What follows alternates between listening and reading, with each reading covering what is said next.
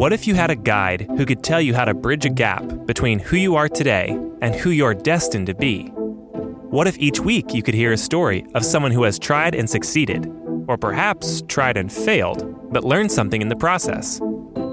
Limitless Spirit is a weekly podcast where host Helen Todd interviews guests about topics and personal stories on defining life's purpose, pursuing personal growth, and developing a deeper faith in Christ. And as I continued to learn, the more I was convinced scientific reasons why evolution just doesn't add up.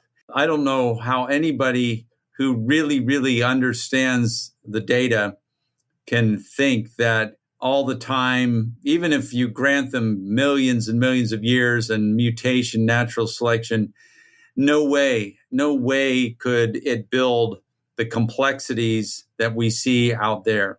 I love living things. I love all kinds of living things. And for me to be able to talk about them and then give God the glory for his masterpieces, that is something I can't put a price tag on. My guest today is a rare breed, a brilliant scientist who is a passionate follower of Christ. A biologist who sees nature as the mesmerizing combination of the riot and the dance. A person who traces the fingerprint of God in every creature and every aspect of creation. Dr. Gordon Wilson is an expert on environmental science and biology and has a passion to honor God through this science. He's an author, a senior fellow of natural history at New St. Andrews College, and the host and narrator of the upcoming docuseries, The Riot and the Dance. These docuseries have received endorsements from celebrities like Kanye West, Kirk Camron, the creator of the series Chosen, Dallas Jenkins. In this episode, we discuss with Dr. Wilson how The Riot and the Dance is disrupting the industry of nature documentaries, why your entire family will absolutely love every episode, and how you can become an investor in this enterprise and not only support this project, but actually making money helping to produce it. I'm your host, Helen Todd, and I hope you enjoy this episode of the Limitless Spirit podcast. Well, Dr. Wilson, thank you so much for being on the Limitless Spirit podcast. I am excited to talk to you about the upcoming nature docuseries that you're hosting, The Riot and the Dance. But this is not the first movie that you're releasing, so to speak. So The Riot and the Dance is actually a full feature movie that was released a couple of years ago. Is that correct? Yes. There was two, both of them about an hour and a half long. Riot in the Dance Earth was released in 2018, and Riot in the Dance Water released 2020, but right when COVID hit. And that sort of messed up. We had to change horses midstream as far as changing, streaming services and all of that. So, but yeah, now Angel Studios wants to do a TV series of Riot in the Dance. I'm very intrigued by the title, The Riot and the Dance. And my understanding is it's based on the book that you wrote. And so tell me what's behind this title. The book is a textbook on biology, so very unusual title for a biology textbook. The subtitle says Foundational Biology. The reason I named it that is I wanted to definitely convey this idea that it's not a typical textbook. The riot and the dance refers to two aspects of creation. Since humanity fell in Genesis and starting off with Adam and Eve eating the forbidden fruit, that didn't just separate us from God. It, as Romans 8 says, all creation groans, all creation is subjected to futility. And we see that. Every nature documentary you see is riot, and literally riot. Some of the appeal for those that like action like to see the predator-prey interactions of lions taking down wildebeests. Some people don't like that, but it's very adversarial. There's a lot of riot in nature. We see that particularly in predator-prey relationships, also parasites. We see it not only in living things, but just in natural disasters. But to keep it with the biology, it's just, parasite host, predator-prey, pathogens, germs, diseases, all of that is riot. But it's also, even apart from the curse, apart from the fall, we see that nature is not tame. Nature is wild. Plants are not planted in rows. I mean, if you go to a forest, the beauty of the wilderness is partly because it's not groomed. It's not in neat rows. We like that chaotic placement of plants and trees because it gives that sense of wildness. And that is a better aspect, not a aspect of the riot that's curse. And so even in the molecular level, you go down to the cell and you've got diffusion and osmosis. It looks very chaotic and riotous. But then at the other side, the dance, we see the beautifully choreographed dance of nature that God has created. He created all of the systems in our body. It's a dance.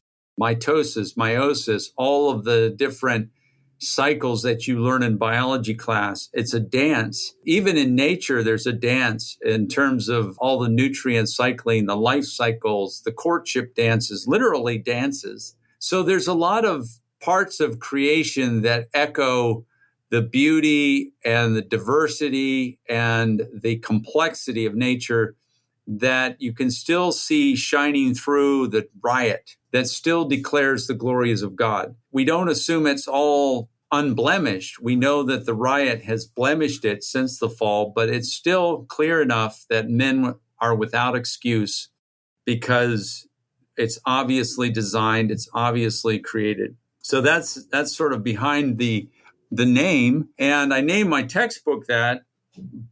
I also explain much more clearly in the introduction. I answer your question in several pages in the introduction.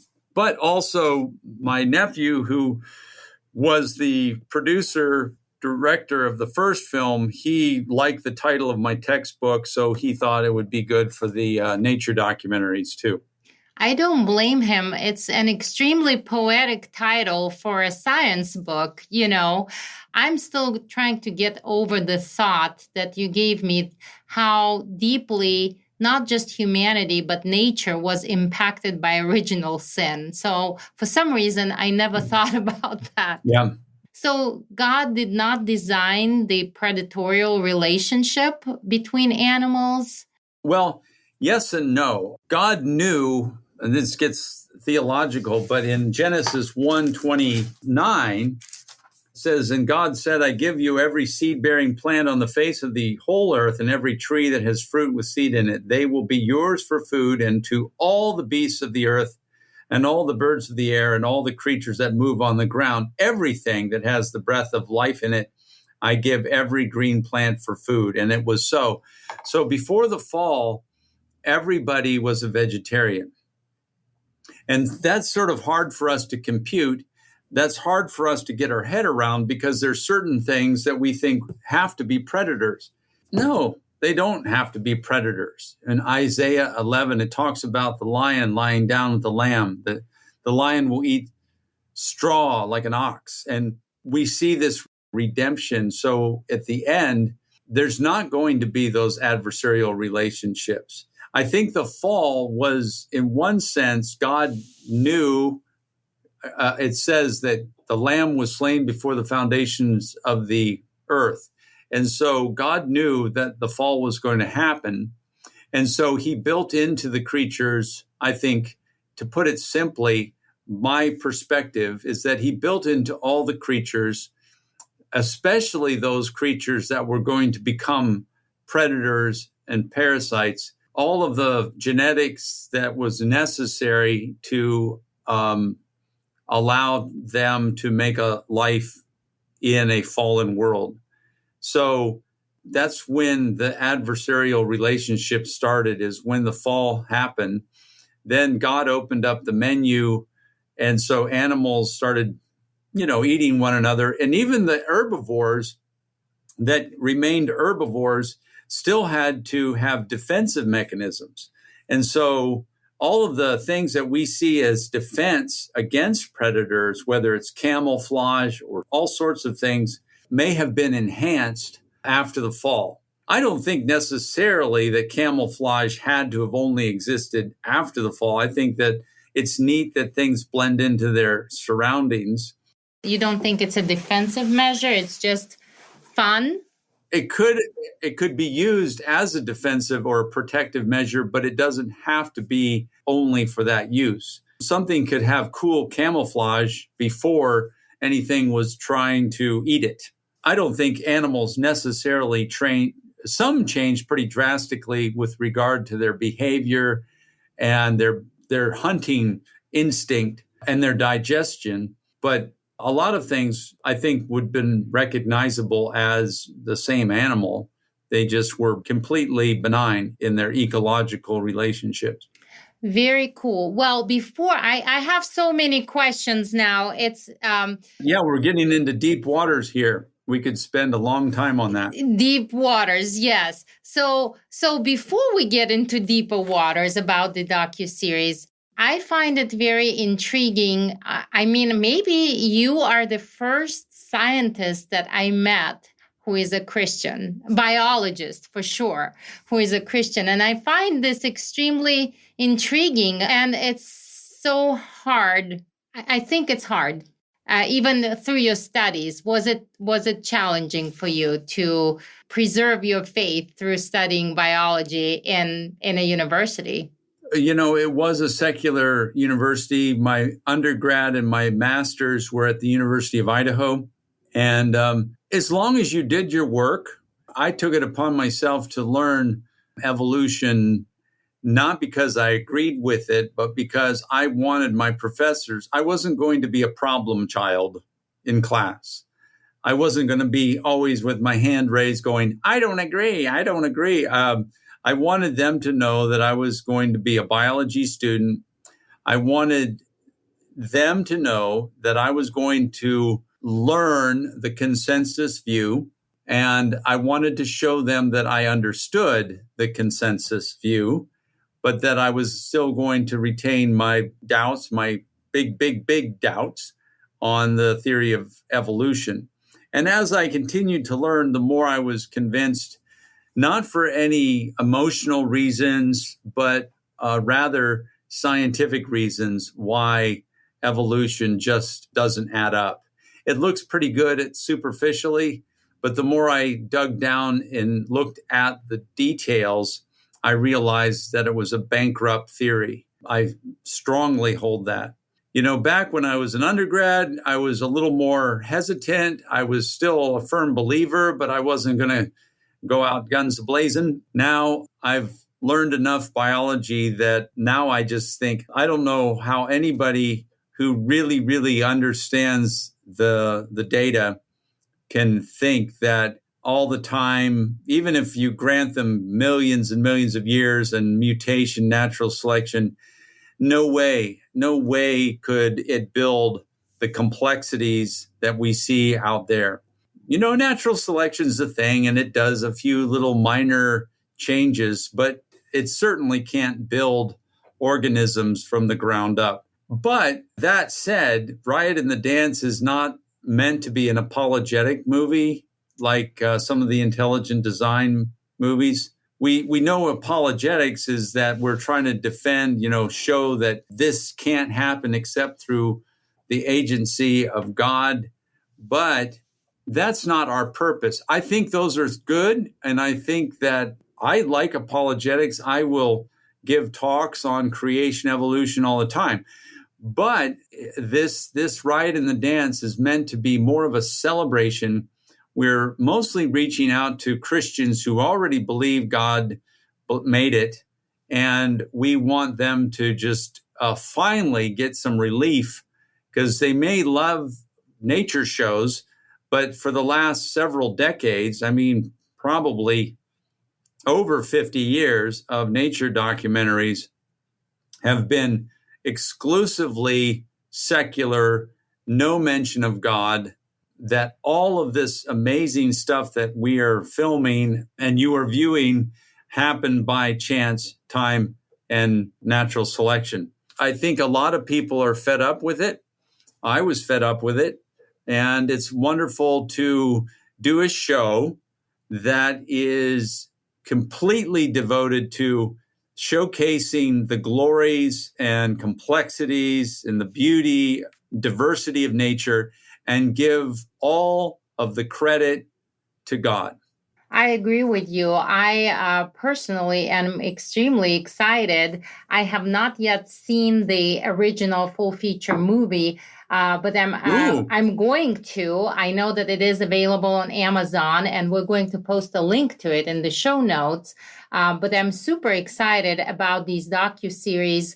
And so you chose an interesting way, you and the other creators of these docuseries, to make it happen, taking the route of crowdfunding, kind of replicating what the series Chosen did. So right. Can you tell me why you chose this route?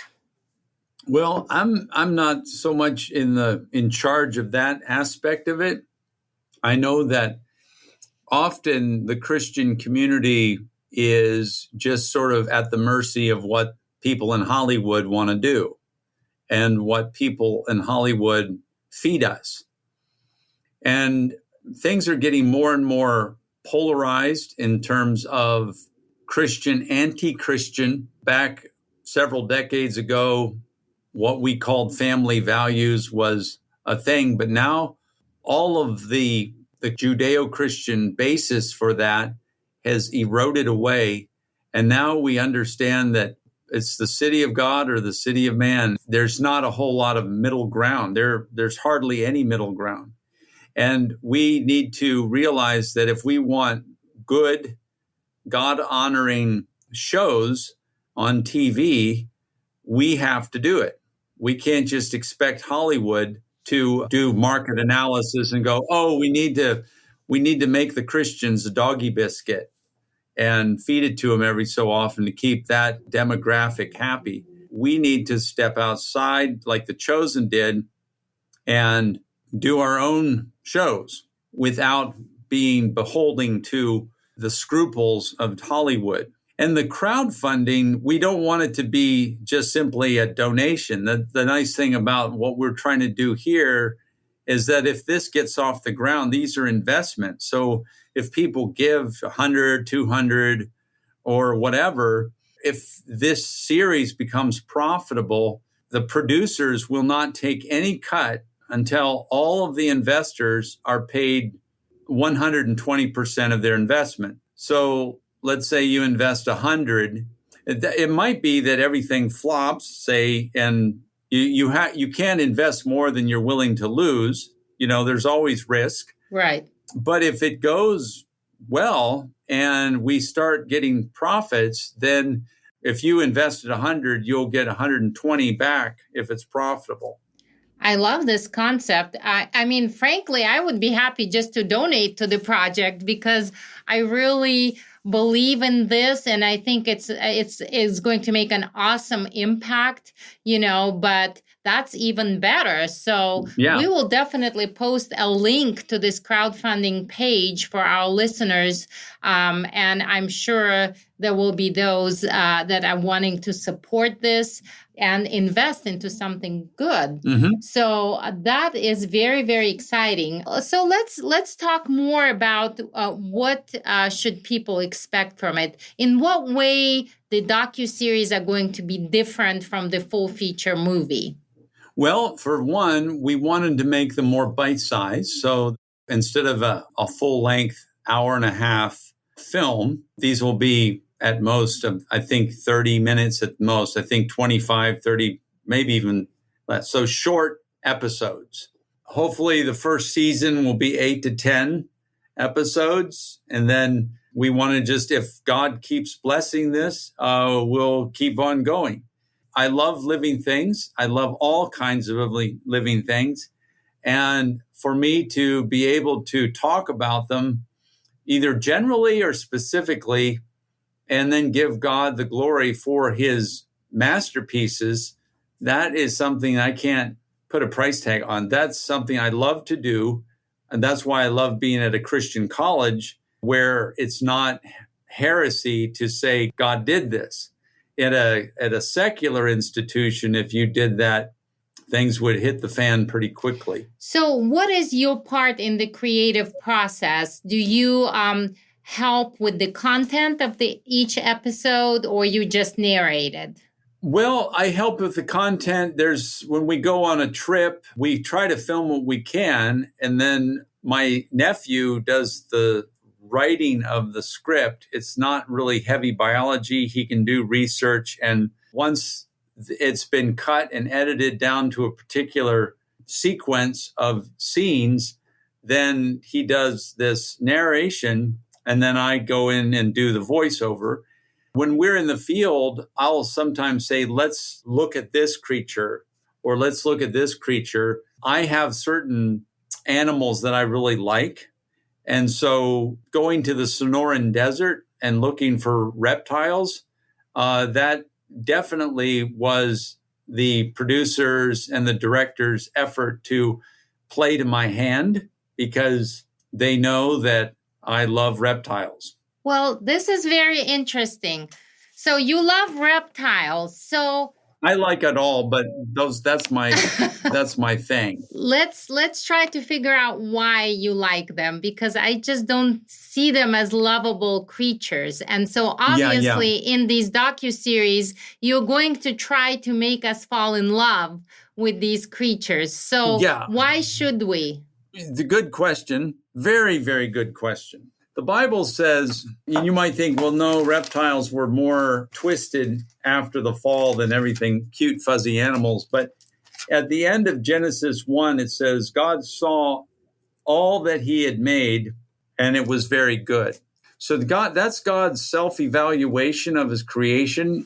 And we like to make our own evaluation saying, well, I like these creatures, but God, I don't know why you made that creature. It's ugly or scaly or bizarre. I think we have a very truncated view of what is, I understand mammals are furry and, there's a cuteness to mammals, but God he paints in many genres. His sculptures don't just fit our narrow or tidy sense of aesthetics. He works in all sorts of mediums, and he makes all sorts of things, whether it's beautiful or delicate or strong and majestic or scaly or furry or feathery or slimy. And what I want to do, I don't expect all of the audience to just immediately fall in love with toads. But what I want to do is be the PR man that says these creatures aren't as grotesque but there are some things that are just bizarre. And I think we just need to change our attitudes. Again, if it's a poisonous snake, I don't expect people to start doing snake handling. I just want them to don't hate things automatically. If it's dangerous, be careful and don't mess with it. But if it's harmless, I want a lot of people to realize that a lot of snakes, most snakes in this country are harmless. It's unfortunate that they have such a bad reputation simply because they may be legless and a few poisonous ones or venomous ones are bad guys, or not necessarily bad guys, but are dangerous. I don't want all the rest to suffer a few cousins that are dangerous. That are bad apples. Yeah, a few dangerous ones, and it ruins the reputation of all of them. There's just there's too much persecution of animals that just don't fit our sense of aesthetics. So even Darwin called the marine iguana on the Galapagos Islands the imps of darkness. And I think even that Victorian age had a certain sense of what is good. And the fact that he called it an imp of darkness showed that he had a bias there that I would have corrected. So I have 4 pet snakes in my lab right behind me. And people who are a little squeamish of snakes, I get the snakes out and show them how lovely they are and try to break the ice a little bit and get rid of that prejudice. Well, I can't say that I have fallen in love yet, but maybe I will give them a better chance. Yeah, I have Helen, I have a 12-step program for you. Okay. I will enroll. I'm very open-minded. So great. Well, I have to ask this question. Nature was designed by God in the most perfect way. Do you think people can impact nature in a significant way through life negatively? Yeah, I mean, we've done a lot because of our sinfulness and greed, we've done a lot of damage. I'm reading a U.S. history series book now, and it's just we learn from our mistakes, by damaging or polluting the air, polluting the water, hunting things to almost extinction or all the way into extinction. Sometimes it's inadvertent. We just are doing our own thing. We think we're just setting up shop, and something inadvertently gets thrown under the bus. And we go, oops, that was bad. But sometimes we target it. Sometimes it's just collateral damage. We're not trying to kill animals off. It's just habitat destruction. It kills them off anyway. Or we're targeting them like the buffalo or the beaver or the sea otter or the snowy egret or whatever. And we're doing it to fill our coffers with money. We want wealth, and sometimes just flat greed that causes certain animals to go into extinction or on the brink of extinction. And I think that's a book that I want to recommend. This is the other book I wrote, Different Shade of Green. It's a biblical approach to environmentalism and the Dominion Mandate. So what I'm trying to do here in this book is give a biblical understanding of how we are to care for God's creation. Because environmentalism has become such a political issue, and yeah, it's very political. And this is trying to steer a course that's biblical. Yes, there's wacko, liberal, progressive environmentalism, which I'm against. But then there's a reaction against that, which is falling off the other side of the boat, where you say, oh, God gave it to us and we can do with what we want. And if things go extinct, oh, well. And so I want to avoid both extremes there of drinking the Kool-Aid of the secular environmental movement, as well as just this Randy Redneck attitude of who cares, the world is ours and who cares what happens. So that's what this book is for. And it's not a academic slog. It's meant to be very accessible and easy to read. I'm trying to make it enjoyable to read, and it's not that thick. Well, we'll post a link to this too, because I do believe that this is a very important subject. So to wrap up our conversation, so the filming already started for the docuseries, or you're waiting to raise the funds? Well, we're both. We're waiting to raise, hopefully hit the $1 million mark in a week, Lord willing. And that will raise a good chunk to starting the series. But we've already filmed in Africa, in Kenya, and hopefully we have, Lord willing, enough for one episode, if we're lucky, maybe 2 or 1+ episodes that we've already filmed. Well, and my last question is, how close are you to that $1 million mark? We are close. We are at almost 870,000. So we've got a little over $130,000 to go. Wow, that's very doable. And you hope to raise that in 1 week?